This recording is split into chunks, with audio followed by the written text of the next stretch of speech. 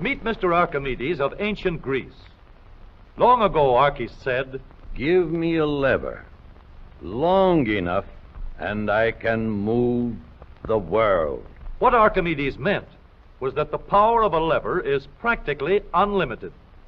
Today, almost everyone uses some form of lever in his daily work. The familiar can opener is a lever with a sharp cutting edge. The playground seesaw is just a simple lever, too. It takes a lot of force to start a freight car moving, yet the railroad man can start the heaviest freight cars easily with a pinch bar, a powerful lever which turns the wheel. Let's take the simplest kind of lever, a rigid bar working on a fixed support called a fulcrum. One end of this lever is twice as long as the other. Let's put a 10-pound weight on this end, and now we'll put half as much weight on this end. 5 pounds balance 10. If we have 25 pounds to lift, we just use a longer lever. The 5 pounds will now balance 5 times as much. Let's raise the lever in the air, change its shape a little, and we have a crank. Or we can add a second lever and have a double crank.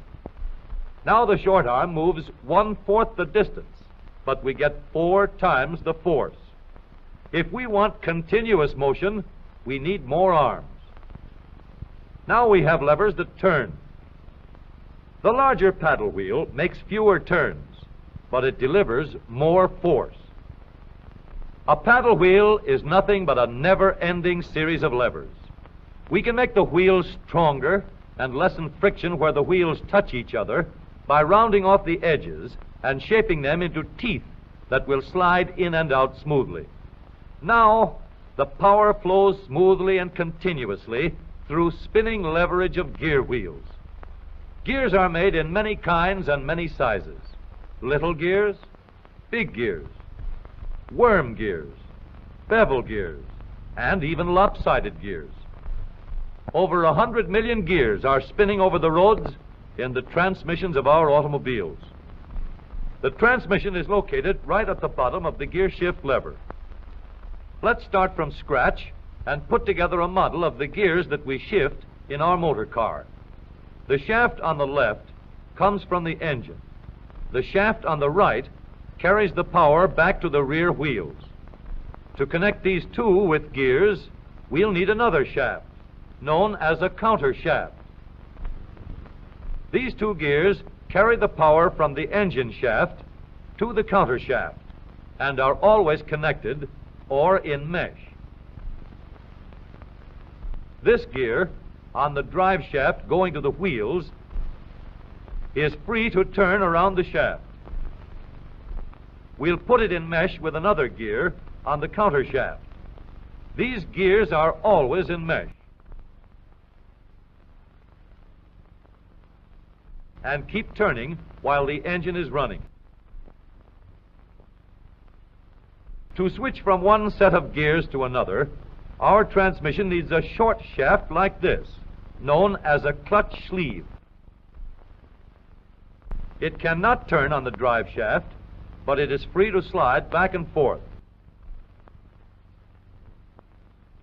On the sleeve, we'll mount a large gear, which we can shift back and forth to mesh with the small gear in the middle of the counter shaft.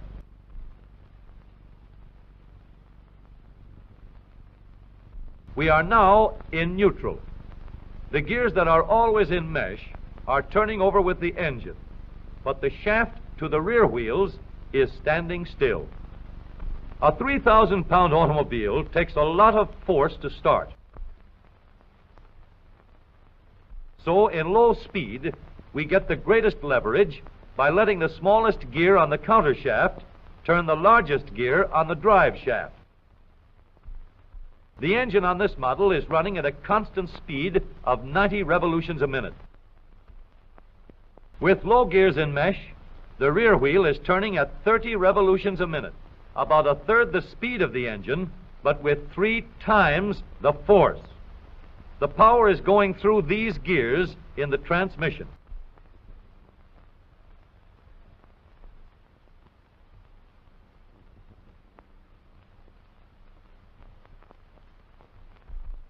After we've started the car rolling, we want fast pickup. So we shift into second by sliding the sleeve backward to mesh with this gear on the shaft to the rear wheels.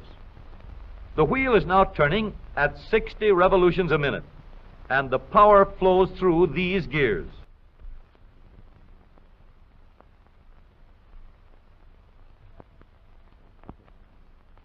For higher speeds, we let the power go directly to the rear wheels. We shift the sleeve forward so that it meshes with the shaft from the engine. The power travels straight from the engine to the drive shaft. Now the shaft to the wheels is turning at 90 revolutions a minute, the same speed as the engine. But here's a problem. An automobile must be able to go backward as well as forward. So we add one more set of gears to reverse the shaft to the rear wheels. With the gears shifted into reverse, the power travels through the transmission in a path like this. We now have 3 sets of spinning levers for going forward and 1 for reverse. With a gear shift lever, we can shift to any set of gears we wish. But with all these spinning levers in the transmission came noise and wear. Experts could shift gears quietly by careful timing of the gear shift and the engine speeds, but most of us made plenty of noise until new engineering developments made possible the long series of improvements that followed. When we shifted gears, we got a clash because the gears were not running at the same speed. In other words, not synchronized.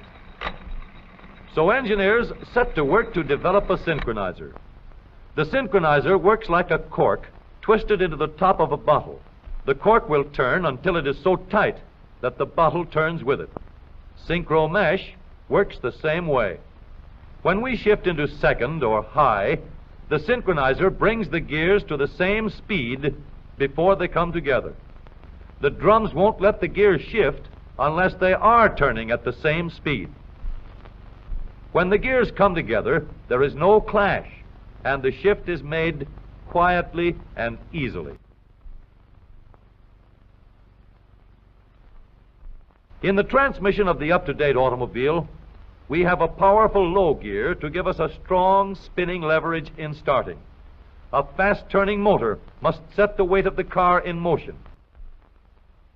In second speed, we can change leverage to get going fast at the same engine speed. With the leverage of third gear, power goes directly to the rear wheels, and we can go as fast as we want. Now every driver can shift gears at any time.